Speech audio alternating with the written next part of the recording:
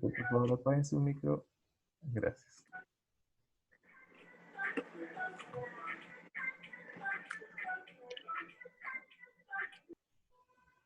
Ok, ya. Bueno, eh, otra vez, como les mencionaba, mi nombre es José García Sarabia, soy estudiante de la Escuela de Medicina de la UPC, del sexto año de la carrera de Medicina, y vamos a hablar hoy día sobre vulvogenitis por cándida. Antes de comenzar, hay que saber definiciones bien concretas, porque estamos hablando de acá de una etiología que es cándida, que va a producir una enfermedad en concreto. En este caso, cualquier patología que pueda producir por una cándida se va a llamar una candidiasis y una candidosis, que en verdad va a ser una infección que va, de causa primaria o secundaria por este género que es cándida, con manifestaciones clínicas extremadamente variables, que puede ser evolución aguda, subaguda, crónica o episódica, ¿no? Va a depender bastante. En las cuales esta cepa va a causar lesiones tanto a nivel cutáneas, mucocutáneas, profundas o diseminadas. Agentes etiológicos, el principal agente va a ser la Candida albicans, pero recordemos que solo es la más frecuente, porque tenemos otras especies que pueden estar implicadas dentro del desarrollo de la enfermedad, que es la Candida dubliniensis. Esperen un rato, por favor.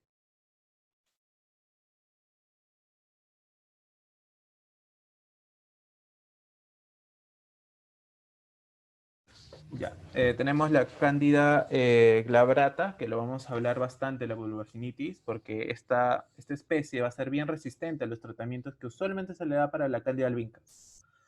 La otra tenemos Candida famata, Crusei también es otra resistente a los tratamientos que usualmente se les da, pero son de menor frecuencia. La etiología por esto. La Candida parapsilosis, la tropicales y un montón de más géneros.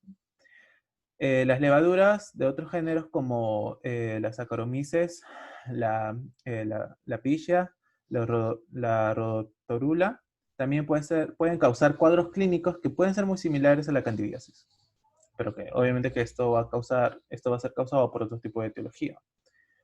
Dentro de todos los casos, como se les mencionó dentro de la introducción, tenemos que hacer sospecha siempre una paciente con flujo vaginal. Entonces, realizamos una buena anamnesis a estas pacientes con flujo vaginal. Sin embargo, también como se les aclaró, la principal causa y el diagnóstico principal por frecuencia debemos realizar por una vaginosis bacteriana, en las cuales acá las cepas, tanto de gram positivos como gram negativos, están bien alteradas. Sin embargo, la segunda causa más frecuente, estamos hablando de una vulvovaginitis candidiásica, que es casi el 30-35%, comparada con la vaginosis, que es un 50% del total del flujo vaginal. Va a variar bastante de acuerdo a qué literatura se les está consultando, pero en frecuencia va a ser la misma. Existen más de 100 especies de cándidas que van a ser patogénicas para el ser humano. La mayoría son comensales. Hay que tener en cuenta que las cándidas lo podemos encontrar de manera en la flora natural del tracto gastrointestinal, del aparato reproductor y también en la piel. Y a veces ya por una flora alterada, lo que va a causar esta cándida es que origine un, un daño, ¿no? Y esto después de todo va a causar una enfermedad específica. Y estos por eso son considerados patógenos oportunistas, ¿no? Porque, como se mencioné, va a haber la alteración de la flora normal de nuestro organismo. Y además, un concepto muy importante que hay que tener en claro y que eh, muchas revistas o muchos libros discuten bastante es si estamos considerándolo como una infección de transmisión sexual o no. Para efectos de exámenes, para efectos académicos, se les considera como una infección de transmisión sexual, porque se cataloga así. Sin embargo, según varias fuentes, no debería catalogarse como infección de transmisión sexual, porque como ya lo encontramos en nuestro tracto gastrointestinal, en nuestra flora normal, deberíamos hablar más como un patógeno que es oportunista, más que una infección de transmisión sexual. Sin embargo, acá hay una moneda con dos caras, porque tenemos en un lado que es verdad que una persona que tenga una vida social y una vida social desmenurada y que tenga sus relaciones sexuales sin protección, sin el uso de condón, eh, probablemente tenga una infección causada por la vía sexual y esta infección sea debida a cándida. Sin embargo, en la mayoría de mujeres, en muchas mujeres, no en la mayoría, la infección podemos encontrarla simplemente en una persona que no ha tenido relaciones sexuales, al menos frecuente durante los 6 meses, que puede tener una vulvogenitis bacteriana por cándida de manera normal. Entonces, es por eso que tenemos una moneda de doble cara. A un lado está una persona que debemos ver sus antecedentes, si su vida social le predispone a tener infecciones de transmisión sexual, y por otra parte vemos a mujeres que no tengan predisposición para que tengan una infección de transmisión sexual, sin embargo que pueda estar presente la candidiasis vulvogenitis por cándida. Otro punto importante es que la mayoría de mujeres, bueno, son estudios, obviamente, estoy mencionando, que mencionan que se realizan automedicación. Entonces, automedican porque ellos saben qué clínica tiene una vulvogenitis por cándida, ¿no? Y casi el 20 a 30% de las mujeres que se automedican porque piensan que tiene una infección por cándida, en realidad sí la tiene. Entonces, 2 de cada 10 mujeres, verdad sí la tenían y en verdad están tomando el medicamento adecuado. Pero eso no significa que debemos propiciar a que las personas en general tengan un hábito de automedicación. Más que nada por la resistencia, ¿no? Y porque puede barrer bastante con la flora normal de nuestro organismo y esta sí va a predisponer a otras cepas que pueden ocasionar una infección de por sí. Se estima además que el 40% de las mujeres normales que no cursan con molestia alguna de una enfermedad activa tienen en sus vaginas a la cándida como comensal. Normal. 75% de todas las mujeres en algún momento de su vida van a desarrollar una infección vaginal por hongos de estas. Hay otro estudio que compara a las mujeres jóvenes con las mujeres mayores de 45 años aproximadamente, donde se les menciona si alguna a las mujeres mayores de 45 años les pregunta, bueno, por un cuestionario, si alguna vez han tenido una infección por Candida albicans, y casi el 80% mencionan que sí.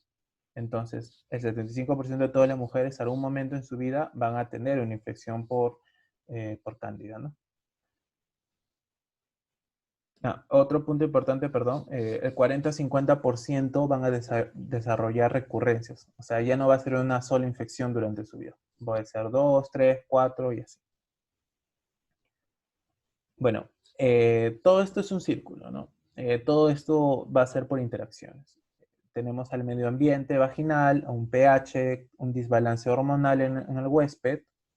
Eh, estas pueden generar o no fluctuaciones a nivel de las hormonas de estrógenas, y esto a la vez puede ayudar a la multiplicación de esta cepa. Y esto, las infecciones, como se mencionó al principio también, suele ser con mayor realce una semana previa a la menstruación, o sea, antes de la menstruación. Porque si es durante la menstruación, ya estaríamos hablando de etiologías diferentes. Bueno, al final de todo esto va a resultar con una clínica que va a ser ardor, comezón, malestar, y bueno, y al final vamos a tener una infección propia de la vulvogenitis por cándida. Otro punto importante mencionar es que hay dos clasificaciones, una que es no complicada y otra que es complicada. La mayoría de la bibliografía que vamos a hablar de hoy es up to date, y otras bibliografías en conjunto para poder hacerlo lo más conciso posible y se pueden llevar todas las teorías de manera óptima. En la clasificación tenemos las no complicadas, que son las más frecuentes. Casi el 80-90%, o sea, 9 de cada 10 va a tener una vulvogenitis por cándida no complicada. ¿Qué es eso? Es que la sintomatología va a ser leve o moderada, que son episodios esporádicos, que el organismo, la etiología más frecuente en estos casos por Candida albicans, o ocurriendo frecuentemente en mujeres que sean no inmunocomprometidas. Las pacientes tienen que tener todas estas características para ser denominadas no complicadas. Basta que tenga una que no sea esas, ya estaríamos hablando de una complicada. Entonces, ¿qué es complicada?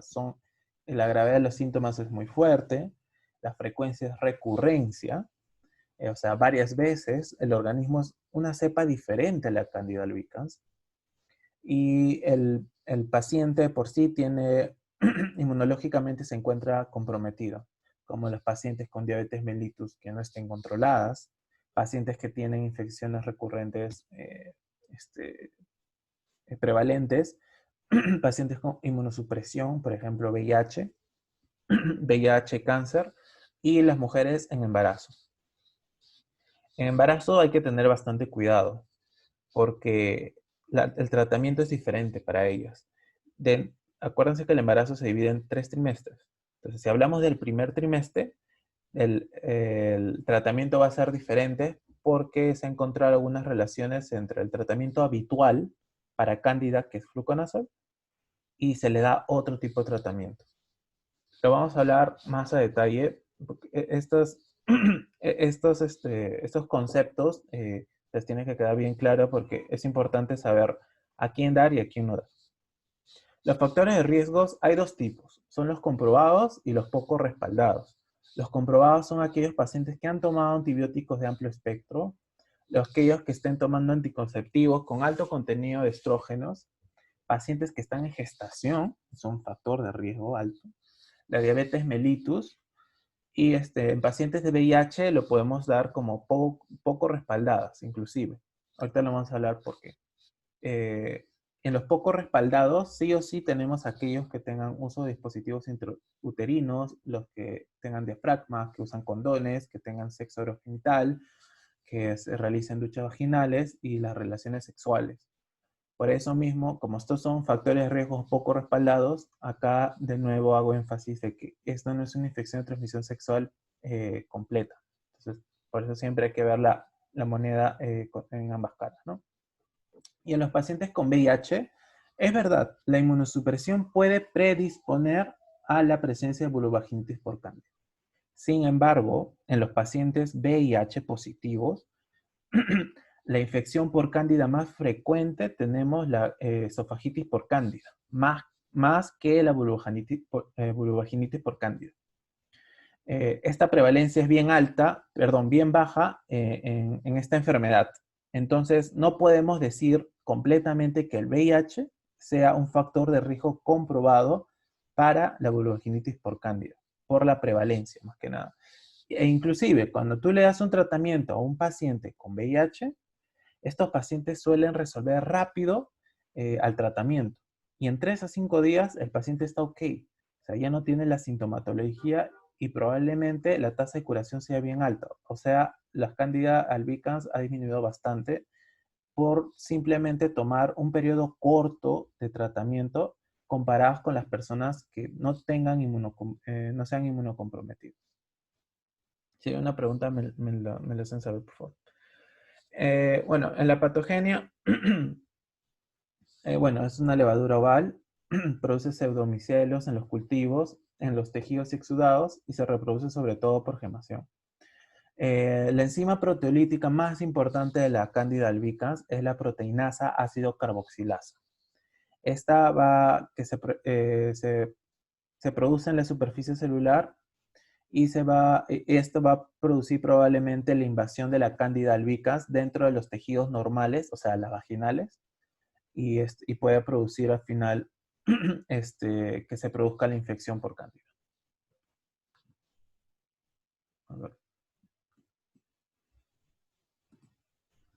A ver, tenemos una pregunta.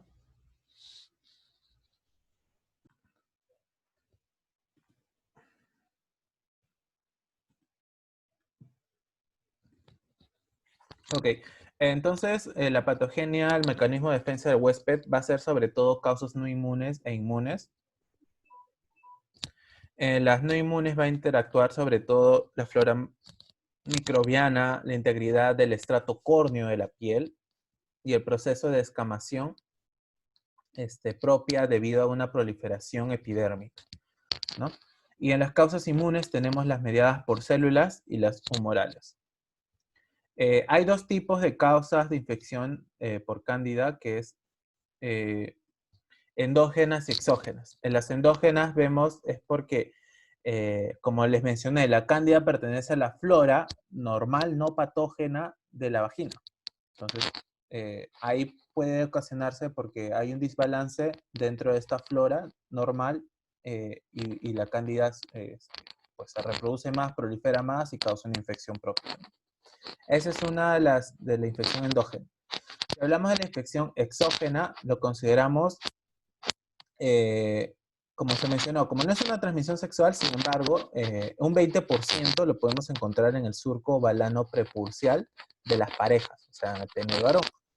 Y se puede considerar exógenas porque, o pueden tener una infección directa porque la pareja sexual tenga, bueno, tenga cándida en el balano prepurcial, o también por otras causas como en contagios en piscinas, en baños y en otros lados. Entonces, hay dos tipos de infecciones, ¿no? Y esto de acá menciona básicamente toda la patogenia, eh, mientras la contribución sea del microorganismo, como es, la contribución sea del huésped, y también otra contribución por las hormonas sexuales. O sea, la contribución del microorganismo menciono porque esto se incrementa la adherencia de la cándida al tejido de la vagina y la producción de enzimas, como se mencionó. Y la contribución del huésped son dos tipos. Uno es inmunológico y no inmunológico. Los no inmunológicos, la flora vaginal normal, y en los inmunológicos ya se mantienen las respuestas tanto de tipo TH1 y TH2. Esos son unos mecanismos bien complejos. Les he dejado acá lo más necesario, para leer tranquilamente. Pero a grandes rasgos hablamos de mecanismos inmunológicos porque la TH1 lo que va a hacer es inhibir que crezca las cepas de cándida, ¿no? Y las TH2 va también a apoyar a la disminución de estas por la liberación de interleuquinas. Y en los mecanismos de las hormonas sexuales es porque al haber más hormonas sexuales, o sea, los estrógenos sobre todo, va a aumentar la afinidad de la célula epitelial por la cándida. Es por eso que en los pacientes con la clínica que me tengan, que ha empezado la infección antes de la menstruación o se agrave antes de la menstruación, ya está explicada fisiopatológicamente porque las hormonas sexuales suelen incrementar antes de la menstruación, y es por eso que esto va a ayudar a que la cándida albicans se una a las células epiteliales. El diagnóstico básicamente va a ser por inspección visual, por pH vaginal, por microscopía y por cultivo. A no todos le vamos a pedir cultivo, solo a los que sean altamente resistentes a los fármacos. ¿Por qué lo digo? Porque la mayoría de hospitales, bueno, al menos en el medio peruano, la mayoría de hospitales no tienen los recursos necesarios. O sea, los centros de salud no tienen los recursos necesarios para hacerle a todos los pacientes un cultivo, sobre todo cuando tienen sospechas de Candida albicans. Y no le puedes estar haciendo cualquier cultivo. Hay cultivos específicos que es elaborado. Entonces, por eso, por costo-efectividad, es mejor no realizarle un cultivo a menos que se amerite o al menos que el paciente tenga un grado de, que sea un paciente complicado, ¿no? Con las características que mencioné. Pero sí le puedes realizar una inspección visual, no te toma ni 10 minutos. Un pH vaginal lo puedes usar, porque ahí tienes las tiras reactivas. Inclusive lo puedes tener ahí mismo en tu consultorio y le realizas, sacas un poco de flujo y ya. Y le puedes, microscopía si lo tienes que mandar, ¿no? A patología, para que vean, al laboratorio. Y bueno, en la inspección visual vamos a ver sobre todo un rash geográfico que sea simétrico en la vulva o en el área perianal. Y el pH vaginal, el pH, en estos casos, por infección por cándida, va a ser un pH ácido, menor a 4.5. Y si es un pH mayor a 4.5, nos aleja bastante a que esta causa sea por cándida. ¿Por qué? Porque en la vaginosis bacteriana vamos a tener un pH que sea un poco más básico, y en también en la infección por tricomoniasis. Es por eso que cándida, entonces pH bajo, menor a 4.5, hace un diagnóstico mayor. Y en la microscopía lo que se hace es con el COH, ¿no? Al 10%. Y esto va a ayudar a que podamos ver visualmente a través de la microscopía las pseudohifas o la presencia de fase micelial, tanto para el diagnóstico micótico, ¿no? ¿Y cómo se toma la muestra? Entonces, necesitamos 2 hisopos de algodón. Bueno, me recomiendan 8 centímetros de longitud. Uno de ellos lo vamos a usar para determinar el pH vaginal, como les mencioné.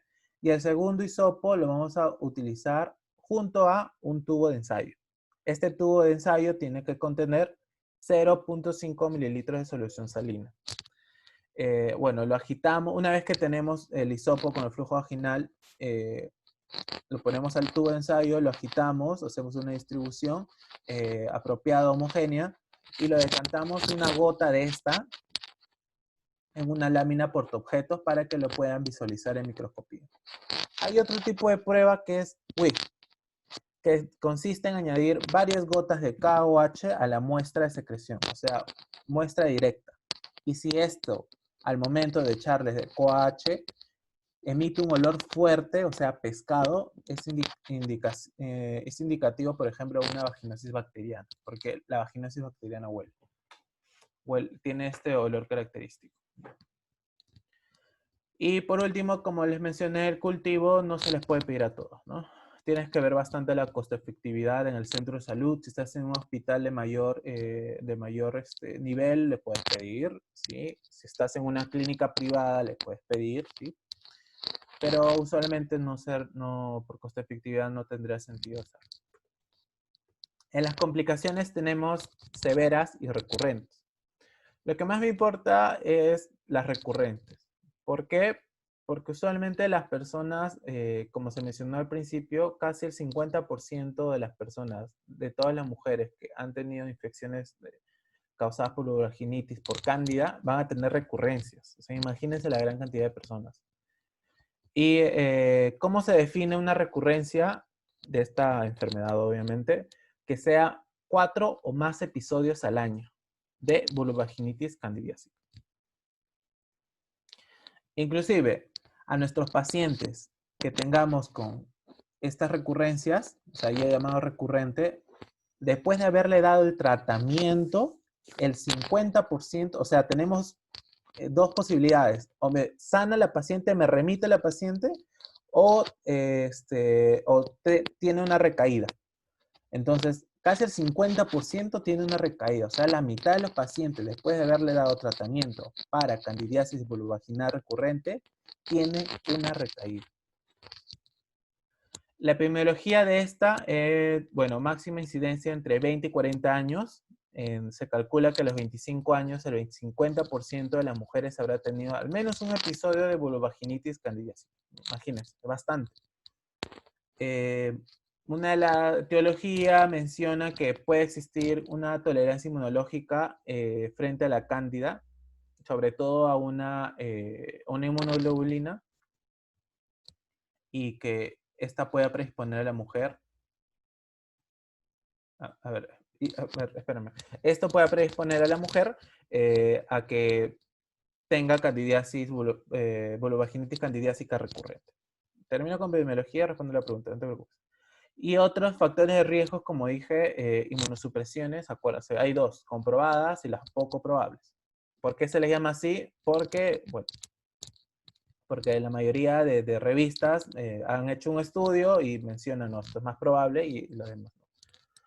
Y en la mayoría de los casos, en estos es causada por una cándida albicans, propiamente. Sí, claro, en el tratamiento, igual lo voy a explicar más adelante, pero no te preocupes. El tratamiento en la candidiasis vulvovaginal recurrente, una vez que mi paciente tenga un diagnóstico de vulvovaginitis recurrente, nosotros lo tenemos que tratar, obviamente, ¿no? Entonces, al tratarla y una vez que remite la enfermedad, tenemos dos probabilidades. Uno, de que mi paciente remita completamente y ya no tenga más la enfermedad. Y otra, en que recaiga, en que vuelva a tener la misma enfermedad. Entonces, tenemos un 50% de probabilidades en ambos.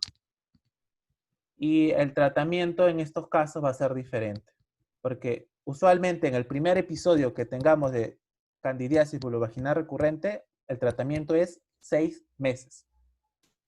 Si remite, sana, está ok, y vuelve a caer otra vez con la misma enfermedad, ya no le damos 6 meses, ahora le damos un año. Imagínense un año para una infección como esta, tomando medicamentos semanalmente.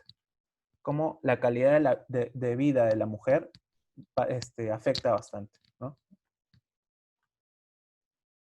Espero que haya quedado mejor dilucidada tu pregunta.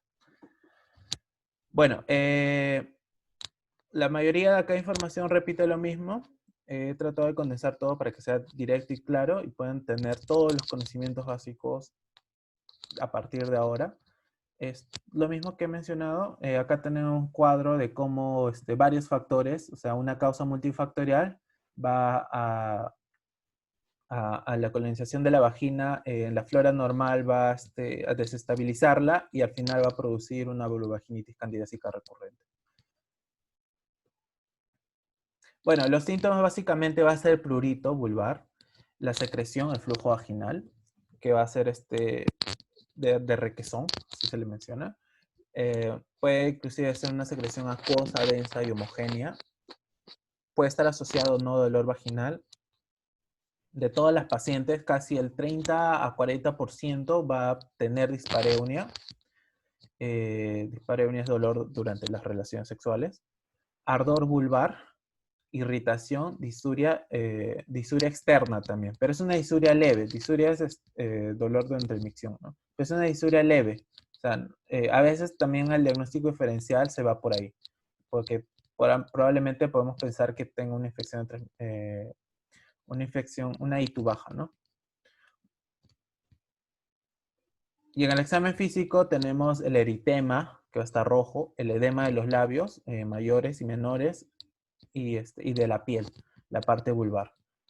Inclusive puede haber lesiones pustulosas periféricas.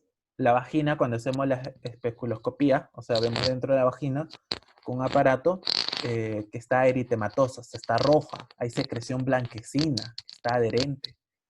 Y como se mencionó, cómo se realiza la prueba de WIF con KOH, va a tener un olor negativo en estos casos, cándida, porque vaginosis bacteriana sí tiene un olor a pescado, muy diferente, no se equivoque. Bueno, acá explico un poco mejor. Los síntomas va a ser el paciente viene con flujo vaginal blanco, leucorrea, a veces tampoco está presente y habitualmente es poco abundante. Otras molestias, como ya se mencionó, ¿no? Dolor, irritación, ardor, dolor y escozor al orinar, dispareunia, son casi constantes, 30-40%. El ardor vulvar es muy común, sobre todo durante la micción, que se le llama disuria vulvar, y la dispareunia superficial puede ser intensa, particularmente en nulíparas. Y puede progresar a una intolerancia total de la relación sexual. Es muy importante siempre tomar esta sintomatología con pinzas. Y bueno, y es característico, como se les mencionó, que una semana antes de la menstruación se intensifiquen los síntomas y mejoren con el iniciado del sangrado. Los signos acá, bueno, básico, acá tenemos el eritema está bien, perdón, la mucosa vaginal, la parte de los labios mayores y menores están bien eritematosos. Acá, bueno, vemos las placas blanquecinas, que son de aspecto grumoso, que están recubriendo casi toda la vagina, también parte de la vulva. Y acá vemos en la tercera imagen la aparición de escoriaciones, ¿no? ¿Por qué se da la escoriación? Es por rascado.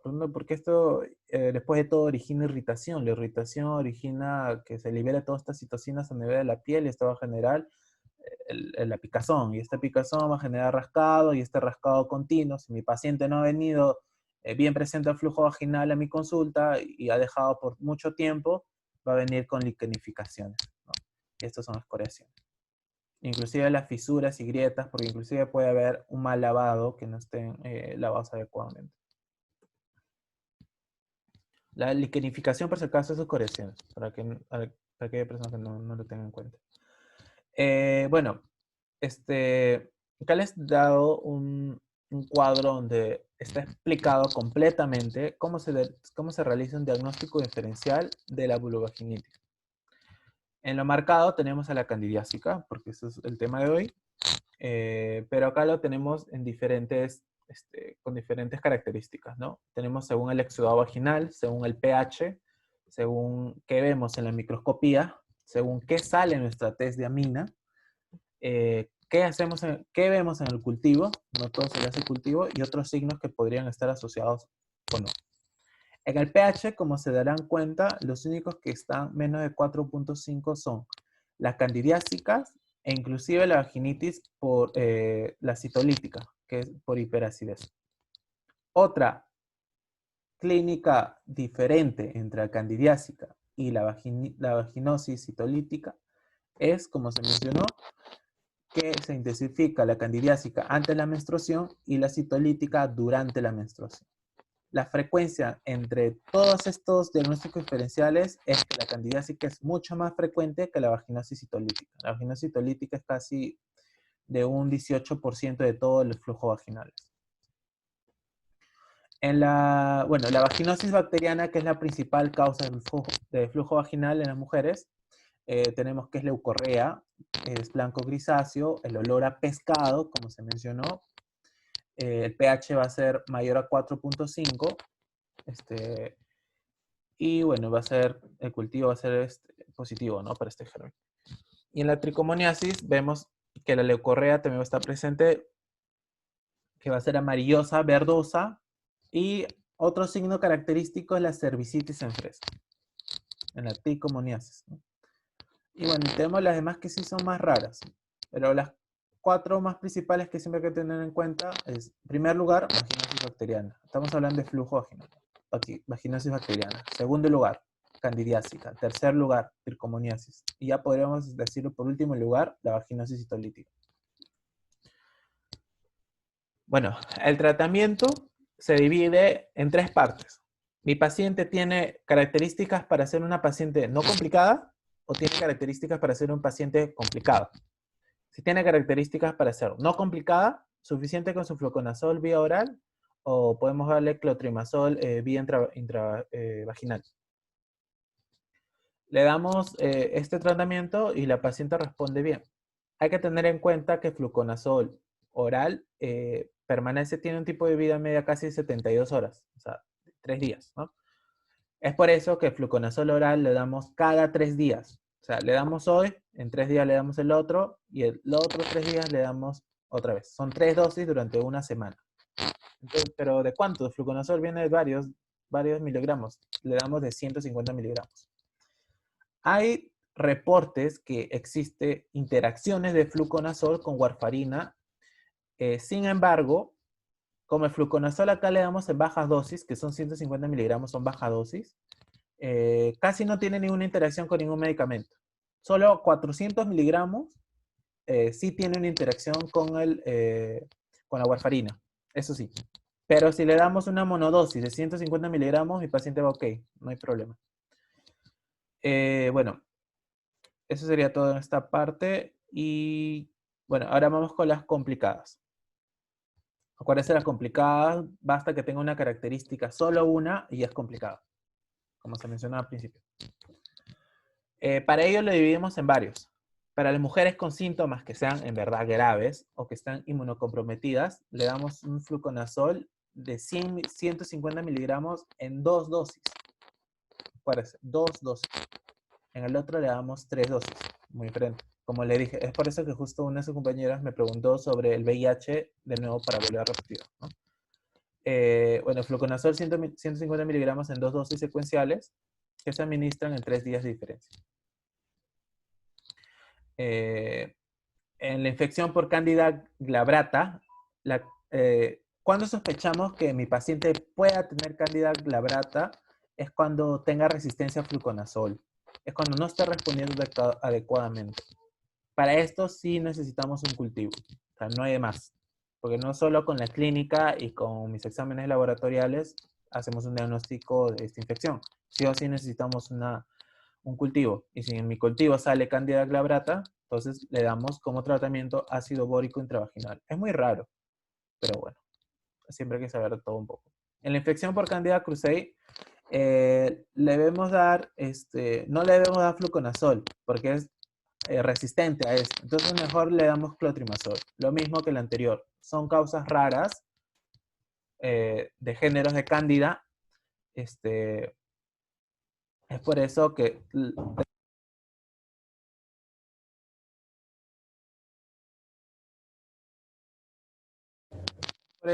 hay que darle en estos casos clotrimazol y no fluconazol.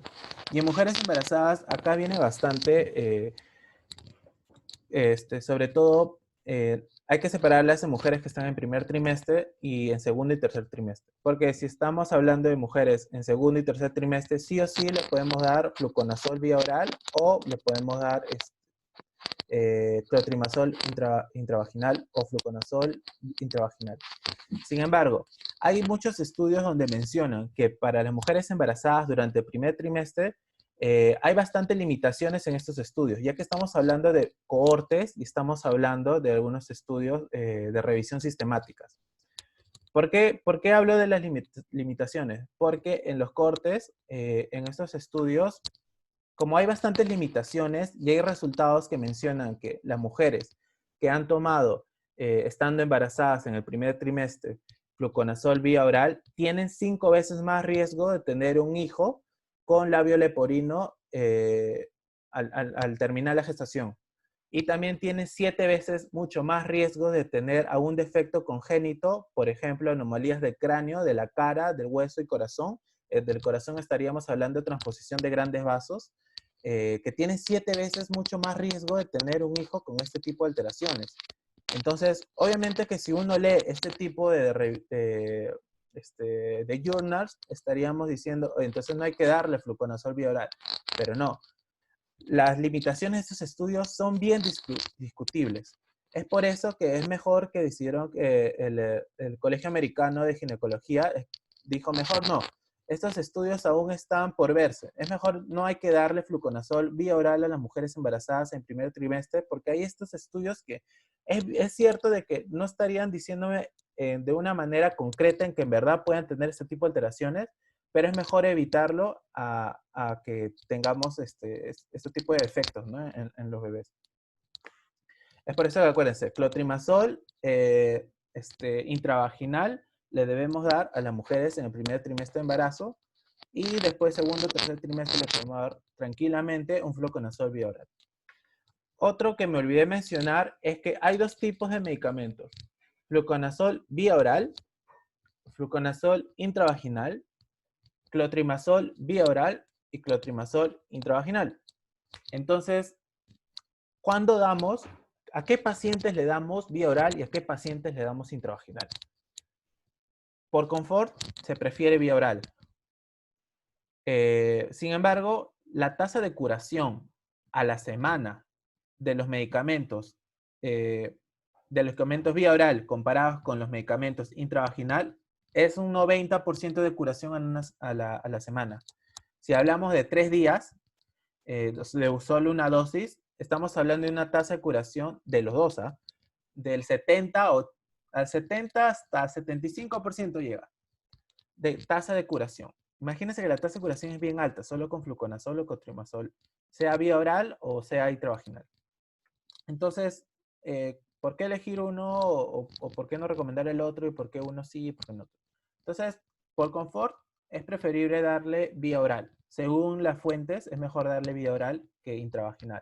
Pero la intravaginal, los medicamentos intravaginales, suelen disminuir las sintomatologías de ardor, picazón, más rápido, 2 a 3 días más rápido que la vía oral.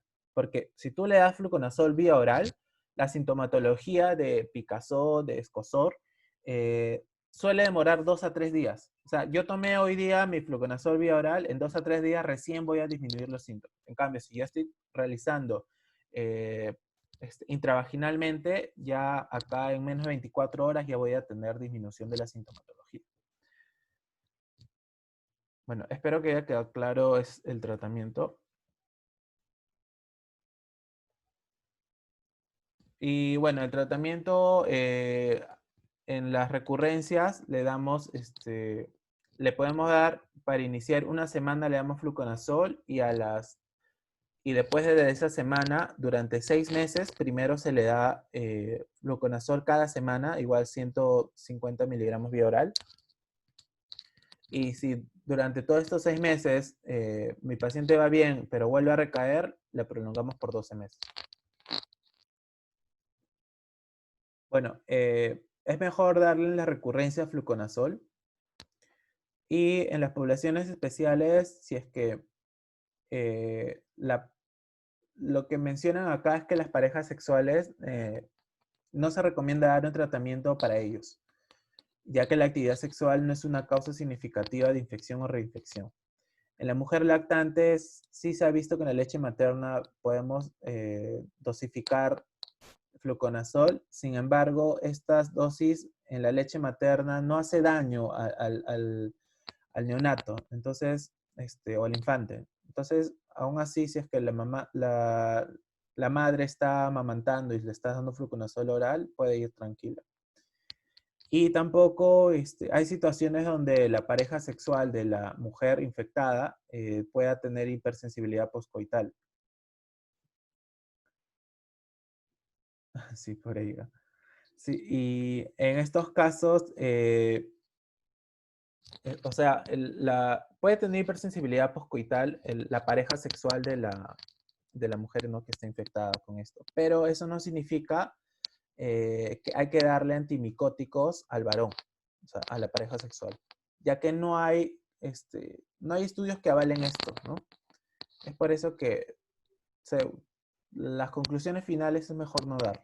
Pero sin embargo, en la práctica clínica, en la vida real, usualmente se les da a la pareja sexual, ya que va a depender bastante de qué estamos hablando, si nuestra paciente tiene bastante riesgo de tener una infección de transmisión sexual o no. Porque si estamos hablando de que tiene alto riesgo de una infección de transmisión sexual, es mejor darle a la pareja sexual que sea en ese momento, ¿no?, que viene el diagnóstico, también darle, en este caso, tratamiento. Pero usualmente no se le debería dar, ¿no? Según estos estudios, no se debería dar. Y hay otro, perdón, me olvidé mencionar sobre esto. La violeta genciana usualmente se usaba antiguamente, antes del descubrimiento de los antimicóticos, usualmente se les daba, ¿no? Hay estudios que mencionan que le puedes dar, pero solamente para sintomatología, porque si vas a erradicar la cándida de por sí, no tiene ningún beneficio. O sea, las personas probablemente puedan utilizar o no, y si lo usan es porque calman la sintomatología, calma el ardor, la picazón, pero más para el tratamiento específico de eliminar y erradicar la cándida no tiene ningún beneficio.